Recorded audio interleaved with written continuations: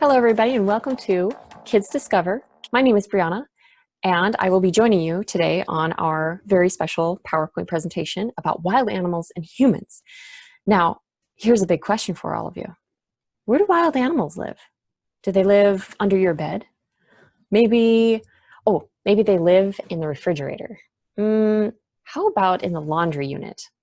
Probably not. Most wild animals actually live outside.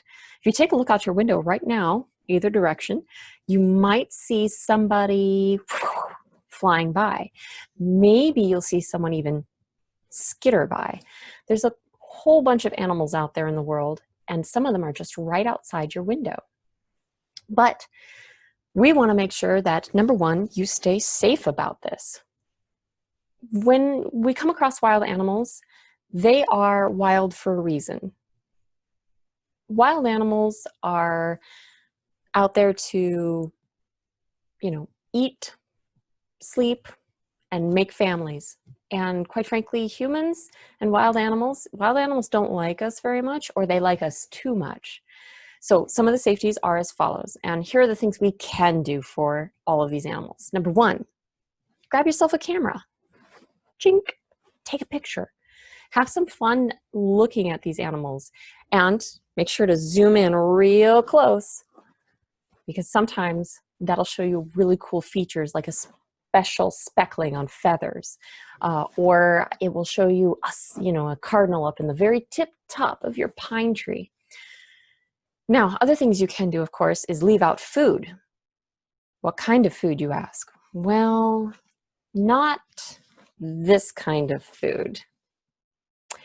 I love chocolate. You love chocolate. Guess what? Animals love chocolate too, but it's not good for them. Oh no. Chocolate is actually poisonous to most animals. It hurts them on the inside, so they can eat it. It's not good for them. So there's a lot of human food that we are not supposed to give to animals because it's human food. Just like your dog has dog food and your cat has cat food.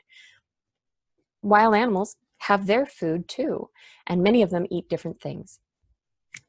And we'll talk about those animals in just a second. Another thing you can do is build a house for those animals. Most of them that you're going to build a house for are going to be flight capable animals. Birds. How many of you have built a birdhouse? I have. It's lots of fun. How many of you built a bat house? I haven't yet. I really should try sometime. And then, of course, there's always the other type of food that we can help plant for a lot of animals. How many of you have a garden out back? How many of you plant flowers in your garden? I hope a lot of you do, because who likes those flowers the most, other than rabbits? Birds and bees and butterflies. They really like plants. Plants are amazing. Flowers are amazing. And they give some animals the ability to give us food. And my teddy bear really, really likes his honey. So those are some of the really cool do's. Now there's one more do that you can do safely. And one of those is walk on over or drive to an animal sanctuary. That's where you're going to find animals that are safely enclosed in a natural habitat, a place they live, they have their babies, and that they can kind of be safe in. And these animal sanctuaries make a habitat for those animals so that they can live and be happy. And one of the things you can do while you're there is you can look at them pretty close, because there's safety measures available. And another thing you can do is you can always visit a natural museum. You can go to the zoo. You can hit the outdoor campus in Sioux Falls here. That's a great place to go. You can walk along the riverside and see all the geese and the ducks, and maybe, just maybe, you might even find a bald eagle or a herd of deer. And I know for a fact that there's a pack of wild turkeys out there, because Kaylee is next to the river and I have heard them gobbling in the morning. So those are some of the fun do's for looking at wild animals and participating in their life a little bit. Now we're on to the don'ts. there are a lot of don'ts as well, but they're kept so that you keep safe. So number one, if you come across a wild animal, like this guy here, don't touch him. Uh-oh. He might bite, he might claw, he might even spray me like a skunk with, ew, that smells. I don't want to smell really weird, and skunks smell pretty bad. A lot of animals don't touch, don't approach. Make sure you stay far enough away, really far away, really far away. That way there goes the honey. That way they get a chance to stay safe too, because they become afraid of you. So number two is, and we've talked about this, human food versus food for them. And they want to keep eating their food. Absolutely. So make sure you don't feed them your food. And then the third thing is, you know that feeling you get in the morning when mom or dad come in, or your brother or sister, and they take the covers right off you, they bounce on your bed, they try to wake you up, and you're like, no, I don't want to wake up. Yeah, animals don't like that either. So that means that stay away from their homes, their nests. If you see like a little garter snake slithering across the grass and he hides in a hole, stay away from his hole. That's his home. You can watch as he pokes his head out every once in a while, kind of like looking around either for prey or just to, see if you're gone because he was afraid of you. Other animals, you want to stay even further away. If this boy was a real bear, I would go nowhere near his cave. That would be bad, really bad. So those are 3 don'ts, as you can see. Now, there was something very special I wanted to talk with you about really quickly. Animals and humans can share something that's not good, and that would be diseases. There's a special word for this. It's called zoonosis. And this is a disease transmitted, meaning given from one to another. So this is an animal, this is us. The animal coughs at us or bites us or something like that. And here comes the disease, and now we have it.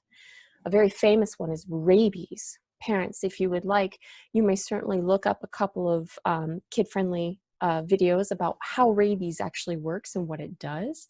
But other than that, just knowing that, animals can give us things that we don't want to have, and vice versa. We cough and we hack and we go bleh, bleh, bleh at an animal. Sometimes the animals get hurt and sick because of us. So one of the things you always want to do is you want to make sure that you stay healthy and your animals stay healthy. This includes your pets, not just wild animals. Okay, so now that we've talked about all the safety, who are you going to go out and see right now? Well, like I said before, you can go see any sorts of birds. You might even spy on a rat or a gopher or a prairie dog. There's all sorts of rodents out there as well. And then there's a special set of animals that are in 2 categories. And you can kind of see them here. One of them's herbivore. The other one's carnivore. Herbivore eats what? That's right, they eat plants. Herbivores are the ones that will eat the grass, the leaves, the bark, the berries, and the nuts. What do carnivores eat? Yep, they eat other animals. That's right. And sometimes we're considered other animals. I don't know about you, but if I see a mountain lion, I want to be in my car with the window rolled up. Because some carnivores are big enough that we look like snacks. Ooh, I don't want to be a snack, but they're still really cool to see. So some of the animals that are nearby here in Sioux Falls include turkey. I know that there's beavers and skunks around here. I've smelled the skunks. I know you've smelled the skunks too. There's prairie dogs everywhere. Oh my gosh, you could just walk yourself out to a field and you might find a prairie dog. Gophers too. And then garter snakes. Those guys are pretty cool. They can get a little big, but they're pretty cool. And then you might even someday see A raptor. Have you guys ever looked up at the sky? We don't just have the cardinals. We don't just have the robins. We have these really big birds that have this really awesome hooked beak and these talons. And oh my gosh, they're big. Those are raptors. They're birds of prey. Well, here's an activity for you to try. Pick one animal from all 4 of the categories: birds, rodents, herbivores, and carnivores. And I want you to find 3 things out about all 4 of those animals and share them with somebody. They might not know something about a coyote or about bison or about river otters. I mean, they're cool, aren't they? I think it's fun to share. All right, so we know what we're going to look, we know how to stay safe. We know what we're going to look for. Now it's time to track them. How do you track an animal that doesn't really want to be seen? Well, there's a couple of different ways. One of them is make sure to look out your window really often, or out on your porch, or out on the sidewalk, or out in the field. Just sit there for a while and take note. Observe everything around you. And also look up at the sky. Some of them fly. Another thing you can do is you can find footprints in mud and, yeah, pretty much mud and snow tends to be kind of like where you're going to find most of the footprints. Also, too, on the lake, you're going to find some in the beach part of the lake in the wet sand. But most footprints actually happen near the riverbed where the mud is, because the hoof or the paw will sink in just enough and it'll make an imprint. So one of the things you can do is try to find some footprints. Another thing is animals go to the bathroom outside. Take a look for the poo, because that can also tell you who had been there. And if it's really warm, they had been there very recently. Don't touch it though, because that's gross. And then finally, of course, read books, look at databases, talk to someone who knows a lot about some of these animals, and you're going to learn so much more. Like, why do some deer only have 2 antlers versus 10? You know, that kind of idea. So make sure you go ahead and you start observing, you go track, and you talk to other people and read information. That's going to help you find them faster than anything else. Now, we talked earlier about animal sanctuaries and parks and zoos and museums. All of these places are great to go see. They're going to have for you some up close and personal information, such as there might be a coyote howl you can push a button and listen to a couple times and be like, I've heard that before outside.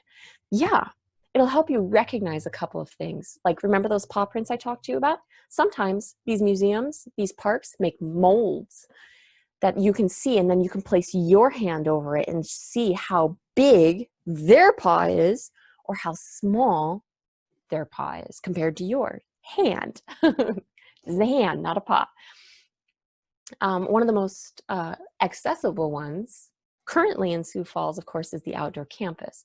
They have wonderful things that go on, and they're a neighbor of the library, so we really appreciate them.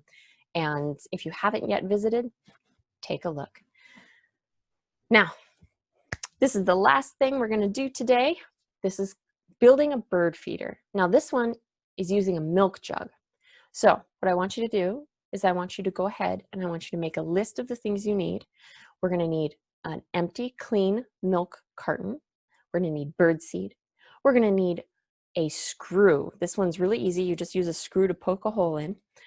And then you have wire. I do suggest wire. If you don't have it, string works as well. Just make sure there's a couple strands of string. So you might, want to use more than one strand of string to thread through. And then, of course, you're going to need scissors. You're going to need glue, hot glue, cold glue, glue. You're going to need glue. And then we're going to need permanent markers. And we want some things to decorate our bird feeder with. So go outside, find a stick, find a very, very small set of stones. You can use aquarium rocks if you want. Find some grass if you would like, maybe a leaf, and let's start there. If you think of anything else, you put it on there, okay? That's up to you. And here's what we're gonna do. You're gonna take all that and you're gonna gather it together, And in part 2 of this video, we're going to do it together. So make sure you have your milk carton with you and everything else you need.